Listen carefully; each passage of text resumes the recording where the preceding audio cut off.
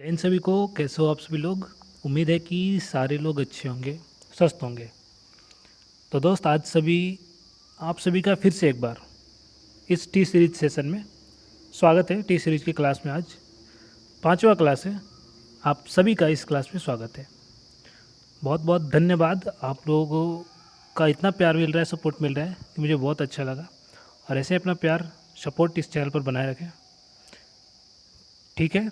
तो आज के इस क्लास में हम लोग 30 क्वेश्चन देखेंगे जो 15 मिनट में समाप्त कर देंगे, ठीक है? और सबको पता ही है कि हम पीते वक्त जो टाइम गवाते हैं 15-20 मिनट, उसको बचाने के लिए ये सीरीज़ चल रही है। इसलिए इस सीरीज़ का नाम है टी सीरीज़, ठीक है?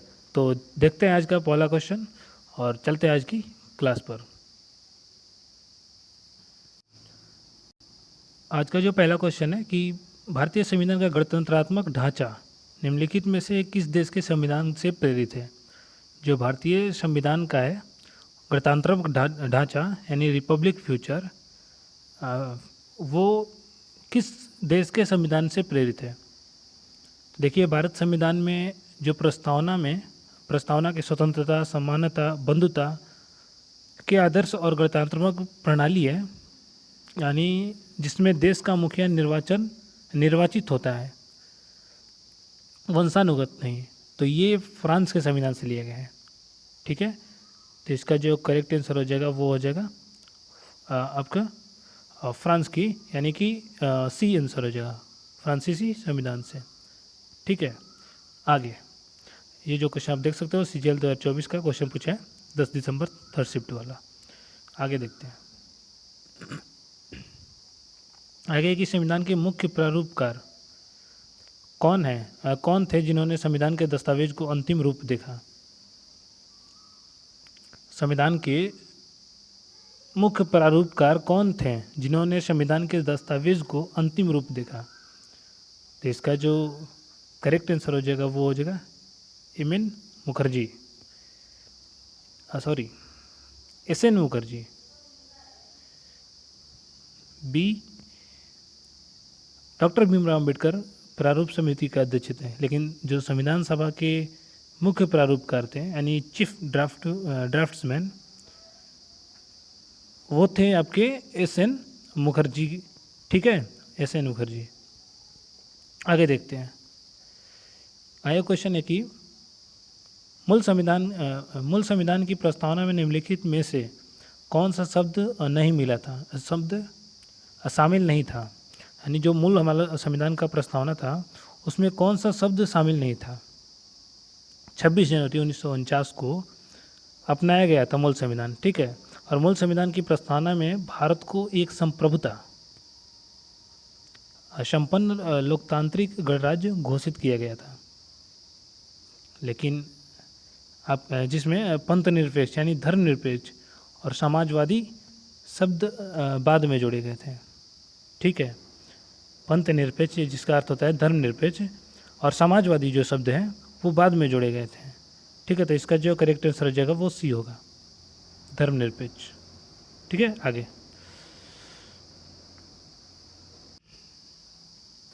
आगे की संविधान के भारत के संविधान का कौन सा अनुच्छेद भारत को राज्य का संघ घोषित करता है, यानी यूनियन ऑफ स्टेट घोषित करता है? तो आपकी अनुच्छेद 1 वो स्पष्ट करता है, वो उसमें स्पष्ट लिखा है कि इंडिया अर्थात भारत राज्यों का संघ होगा। इंडिया अर्थात भारत राज्यों का संघ होगा।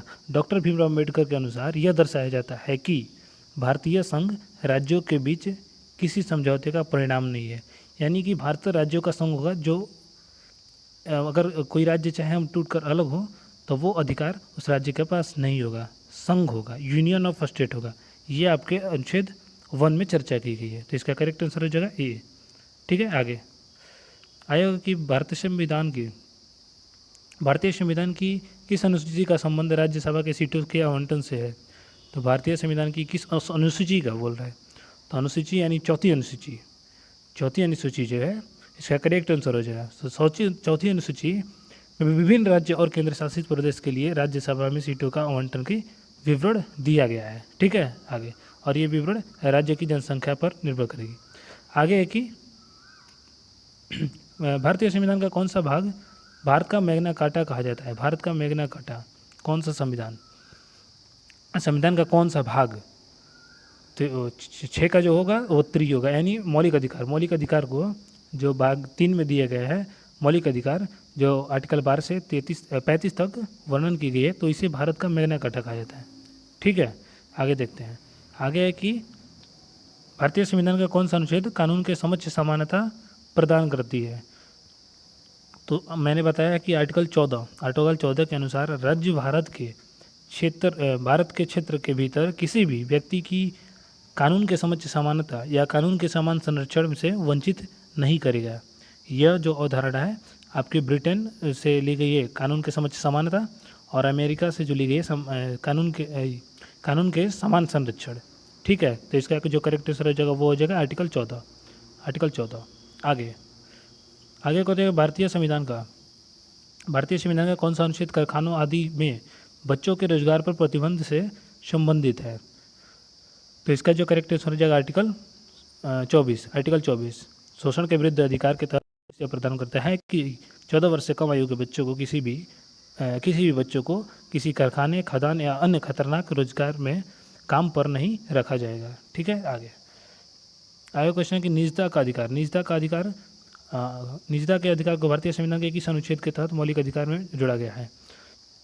निजता का अधिकार जो है सर्वोच्च न्यायालय के आपके एस पट्टम स्वामी जो बनाम था, उस भारत संघ मामले में 2017 में ऐतिहासिक निर्णय लेते हुए आपके निजता के अधिकार को आर्टिकल 21 यानी प्राण एवं दैहिक स्वतंत्रता के अधिकार जो दिया गया है उसका अंतरिम हिस्सा बना दिया गया था। तो इसका जो करेक्ट आंसर हो जाएगा आर्टिकल 21 हो जाएगा, आर्टिकल 21।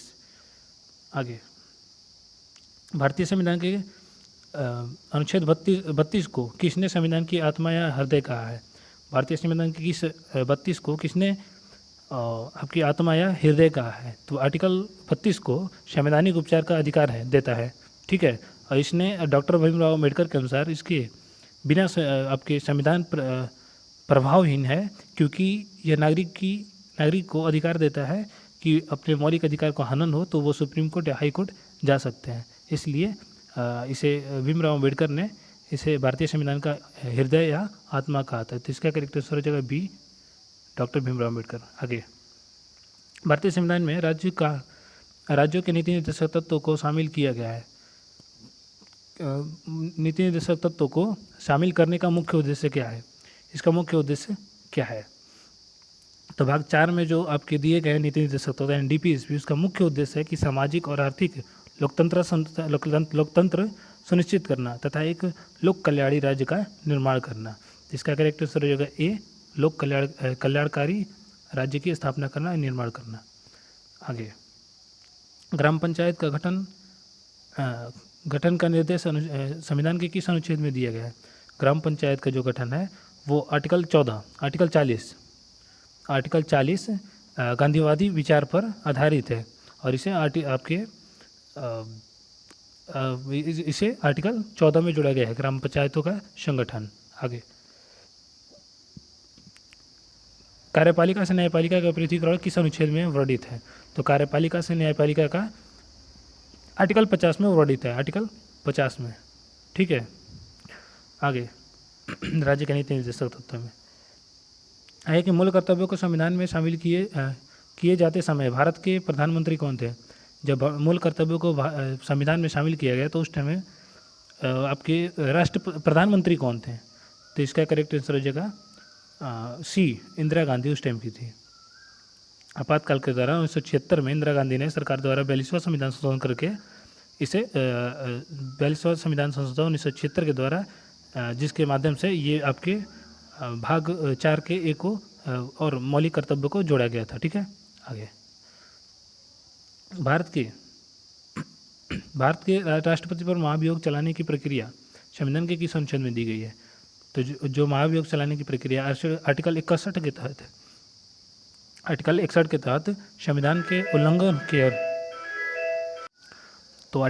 तहत संविधान के उल्लंघन करने पर राष्ट्रपति के ऊपर महाभियोग चलाया जा सकता है, और यह प्रक्रिया लोकसभा या राज्यसभा दोनों किसी भी सदन से शुरू किया जा सकता है। ठीक है, आगे संसद के दोनों सदनों के बीच गतिरोध होने पर बुलाए जाने वाले संयुक्त बैठक का कोरम यानी गणपूर्ति का कितना भाग होता है? तो आपके सामान्य सदन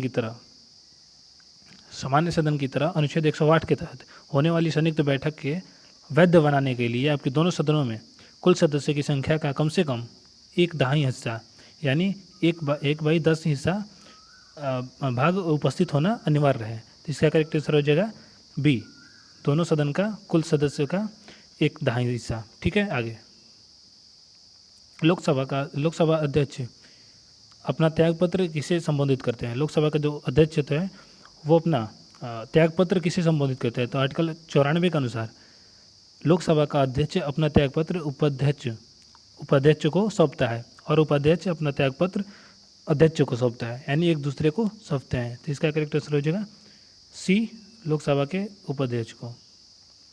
आगे भारतीय संविधान के प्रकलन समिति में कुल कितने सदस्य होते हैं और वे कहाँ से चुने जाते हैं? तो आपके प्रकलन समिति की सबसे बड़ी अस्थायी वित्तीय समिति है। ठीक है, और इसके सभी 30 सदस्य अनिवार्य रूप से केवल लोकसभा से ही 1 वर्ष की अवधि के लिए चुने जाते हैं। ठीक है, इसमें राज्यसभा का कोई प्रतिनिधित्व नहीं होता है। ठीक है, तो इसका जो करेक्ट आंसर हो जाएगा ए, 30 सदस्य केवल लोकसभा से। आगे संविधान के नियंत्रण एवं महालेखक यानी कैग के वेतन और सेवा शर्त किस अनुसूची में निर्धारित है? दूसरी अनुसूची में राष्ट्रपति, राज्यपाल, लोकसभा अध्यक्ष, सुप्रीम कोर्ट के न्यायाधीश और भारत के जो कैग हैं, आर्टिकल जो 148 में चर्चा की है, जैसे प्रमुख संवैधानिक जो हस्तियां हैं, हस्तियों का वेतन, भत्ते और विशेष कार्यों का उल्लेख है आपके अनुसूची 2 में, दूसरी अनुसूची में। ठीक है, तो इसका करेक्ट आंसर बी, दूसरी अनुसूची। आगे किसी राज्य के राज्यपाल को पद की शपथ संविधान के किस अनुच्छेद के तहत दिलाई जाती है? किसी राज्य के राज्यपाल को शपथ किस संविधान के किस अनुच्छेद की दी जाती है? आर्टिकल 159 के तहत, आर्टिकल 159 के तहत राज्य के राज्यपाल को उस राज्य के संबंधित उच्च न्यायालय के मुख्य न्यायाधीश या उनकी अनुपस्थिति के उपलब्ध में वरिष्ठ न्यायाधीश द्वारा शपथ दिलाई जाती है। तो आर्टिकल 169 के तहत, 59 के तहत। आगे राज्य की विधानसभाओं में सदस्यों की अधिकतम और न्यूनतम संख्या क्रमशः कितनी हो सकती है? राज्यसभा की विधानसभाओं में सदस्यों की संख्या अधिकतम और न्यूनतम कितनी हो सकती है विशेष राज्यों को छोड़कर? तो इसका जो आपके आर्टिकल 170 के अनुसार किसी राज्य में विधानसभा में अधिकतम 500 और न्यूनतम 60 सदस्य हो सकते हैं। ठीक है, लेकिन कुछ जैसे राज्य हैं कि आपके सिक्किम में 32 है, मिजोरम में 40, गोवा में 40, ऐसे ये सब अपवाद हैं। लेकिन आपके जो किसी राज्य में विधानसभा के अधिकतम हो सकते हैं वो 500 और न्यूनतम 60 सदस्य हो सकते हैं। तो इसका करेक्ट आंसर हो जाएगा ए। ठीक है, आगे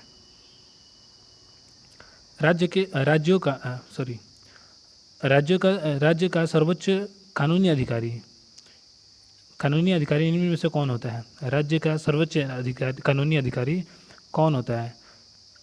तो संविधान के 165 के तहत प्रत्येक राज्य में एक महाधिवक्ता की नियुक्ति राज्यपाल के द्वारा की जाती है। वह राज्य सरकार को कानूनी मामलों पर सलाह देने वाला सर्वोच्च अधिकारी होता है। तो इसका करेक्ट आंसर हो जाएगा महाधिवक्ता, बी, महाधिवक्ता, एडवोकेट जनरल, जिसे एजी शॉर्ट में कहते हैं। आगे भारत में अब तक कितनी बार वित्तीय आपातकाल घोषित किया गया है? तो भारत में अब तक जो वित्तीय आपातकाल है, जो आर्टिकल 360 के तहत यदि किसी देश में वित्तीय स्थिति या खराब हो जाती है तो राष्ट्रपति वित्तीय आपातकाल लगा देते हैं। लेकिन भारत के इतिहास में 191 के आर्थिक संकट के समय भी इसे एक बार भी लागू अभी तक नहीं किया गया है। तो अभी तक एक बार भी नहीं लागू हुआ है, यानी कि डी एक बार भी नहीं लागू हुआ है। ठीक है, 1991 के तहत बहुत आर्थिक संकट आ गई थी, लेकिन फिर भी आपका वित्तीय आपातकाल नहीं लगा है एक बार भी। आगे राष्ट्रीय राष्ट्रीय आपातकाल के दौरान निम्नलिखित में से कौन से मूल अधिकार निलंबित नहीं किए जा सकते हैं? जब राष्ट्रीय आपातकाल लगे तो कौन सा आपके मूल अधिकार निलंबित नहीं किए जाते? तो 44वें संविधान संशोधन अधिनियम 1978 के द्वारा यह तय किया गया कि राष्ट्रीय आपातकाल के दौरान आपके अनुच्छेद 20 यानी अपराधों के लिए दोष सिद्ध के संबंध में संरक्षण और 21 प्राण एवं दैहिक स्वतंत्रता को निलंबित नहीं किया जाएगा। तो इसका करेक्ट आंसर हो जाएगा सी, 20 और 21। आगे, किस संविधान संशोधन द्वारा संपत्ति का अधिकार को मौलिक अधिकार की सूची से हटा दिया गया है? इसका करेक्ट आंसर हो जाएगा आपका 25 का 44वां संविधान संशोधन 1978 के द्वारा। 44वां संविधान संशोधन 1978 के द्वारा मौलिक अधिकार से संपत्ति को अधिकार को हटा दिया गया और इसे कानूनी अधिकार बनाया गया, जिसे अनुच्छेद 300 के ए में जोड़ा गया है। आगे, सरकारी आयोग का गठन निम्नलिखित में से किस विषय की समीक्षा के लिए किया जाता है? सरकारी आयोग का गठन निम्नलिखित में से किस विषय की समीक्षा के लिए किया जाता है? तो वर्ष 1883 में जस्टिस रंजीत शाह सरकारी की और आपकी अध्यक्षता में 3 सदस्यीय आयोग का गठन किया गया था, जिसमें केंद्र और राज्य के बीच शक्ति संतुलन और राज्यपाल के पद को दुरुपयोग को रोकने के लिए संबंध में महत्वपूर्ण सिफारिश की गई थी। तो इसका करेक्ट आंसर है केंद्र और राज्य। ठीक है। आगे,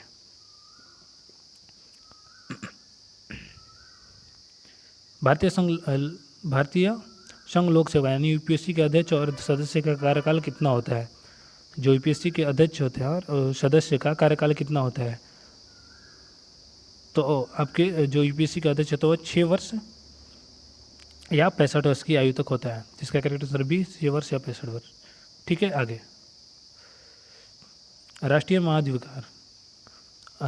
मानवाधिकार आयोग किस प्रकार का निकाय है?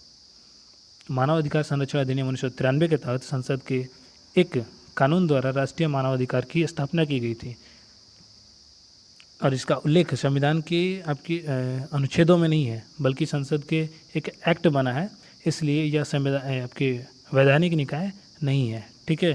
तो ये वैधानिक या संविधिक निकाय नहीं है। इसका करेक्ट आंसर हो जाएगा बी, निकाय नहीं है। आगे, 73वां संविधान संशोधन 1992 द्वारा संविधान में कौन सा नई सूची जोड़ी गई थी? तो 73वां संविधान संशोधन द्वारा पंचायती राज्य संस्थाओं की संवैधानिक दर्जा दिया गया था और संविधान में आपके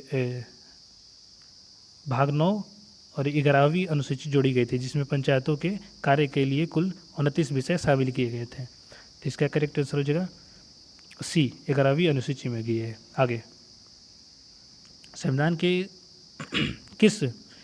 के किस अनुच्छेद के तहत वस्तु एवं सेवा कर परिषद का गठन किया गया है? तो इसका जो करेक्ट आंसर हो जाएगा आपके 101वें संविधान संशोधन द्वारा 2016 के द्वारा जीएसटी लागू किया गया था और इसके तहत संचारू संचालन के लिए आपके अनुच्छेद 279 का ए के तहत एक संवैधानिक निकाय यानी जीएसटी परिषद का प्रावधान किया गया था, जिसके अध्यक्ष थे केंद्रीय वित्त मंत्री होते थे। ठीक है। तो इसका जो करेक्ट आंसर हो जाएगा 279 यानी 279 ए के तहत इसे संवैधानिक निकाय परिषद का प्रावधान किया गया था। इसका करेक्ट आंसर हो जाएगा सी। ठीक है। ये क्वेश्चन देख सकते हो सीजीएल 2024 का पूछा गया है। तो आज का हमारा 30 क्वेश्चन ख़त्म हुआ। तो आप लोगों को कैसा लगा ये क्वेश्चन और आज का क्लास कमेंट में बताएं और वीडियो को लाइक करें, जितना हो सके उतना सपोर्ट करें। मैं फिर मिलता हूँ अपने अगले सेशन में। तो आज का ये 30 क्वेश्चन टी सीरीज का क्वेश्चन आज का क्लास ख़त्म हुआ। ठीक है, 5वां क्लास। तो मिलते हैं फिर अगले क्लास में। तब के लिए जय हिंद, जय भारत।